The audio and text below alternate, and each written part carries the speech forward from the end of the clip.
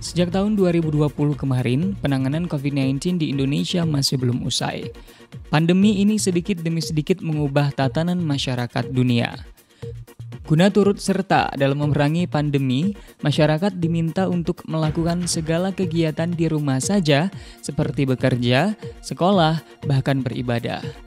Tetapi ada beberapa hal yang sepertinya tidak bisa diubah dalam perilaku dan budaya masyarakat Indonesia saat menjelang hari raya, yaitu mudik. Budaya mudik menjadi hal wajib untuk dilakukan dari generasi ke generasi. Mudik merupakan sebuah momen yang ditunggu-tunggu oleh semua orang, terutama perantauan.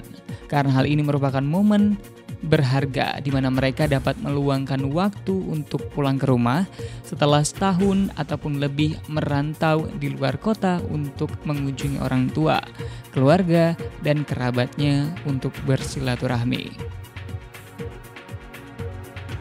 Namun, untuk mengantisipasi lonjakan kasus COVID-19 akibat arus mudik hari raya, untuk kedua kalinya pemerintah mengeluarkan kebijakan larangan mudik bagi masyarakat Indonesia.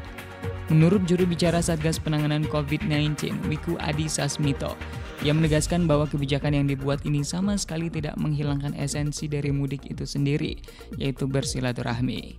Kebijakan larangan mudik ini bertujuan agar mobilitas masyarakat yang memicu kerumunan tidak meningkat. Selain itu, potensi peluang transmisi COVID-19 di lingkungan keluarga akan meningkat jika mudik tetap dilakukan, sehingga pemerintah ingin memastikan dan menjamin upaya pencegahan penularan COVID-19 bisa dijalankan dengan baik, sehingga alternatif lainnya, yaitu dengan memanfaatkan teknologi informasi terkini secara virtual. Hal ini tentu saja menimbulkan polemik di tengah masyarakat. Pro kontra kebijakan larangan mudik menjadi topik hangat baik di kehidupan nyata maupun sosial media. Menurut Deliaul Haq, salah seorang mahasiswa perantauan yang juga bekerja dan jauh dari keluarganya, esensi mudik merupakan suatu momen yang penting bagi mereka untuk temu kangen dan melepas rindu. Menurutnya, beberapa tahun terakhir ini masyarakat dihadapkan pada situasi pandemi yang memberikan mereka sedikit peluang dalam bertemu keluarga yang berada di kampung halaman. Ia juga mendukung penuh kebijakan pemerintah dalam penyekatan dan penertiban guna mencegah laju COVID-19. Tetapi ia juga mempertanyakan keseriusan pemerintah dalam menangani pandemi karena di sisi lain banyak celah dan ketidakmerataan peraturan yang dibuat. Di sisi lain, ia juga meminta pemerintah untuk percaya kepada masyarakat dan melihat bahwa masyarakat juga paham pentingnya penggunaan masker dan mencuci tangan dengan sabun dan protokol kesehatan lainnya. Mudik tetap harus dilakukan, asal prokes juga tetap dijalankan terlepas dari bagaimana kebijakan pemerintah tersebut, ujarnya. Berbeda dengan Deliaul Haq, Duta Bahasa Provinsi Lampung tahun 2020, Amanda Rizkika Putri, menjelaskan bahwa budaya mudik saat Idul Fitri biasa dilakukan karena memang mayoritas masyarakat yang melakukan transmigrasi.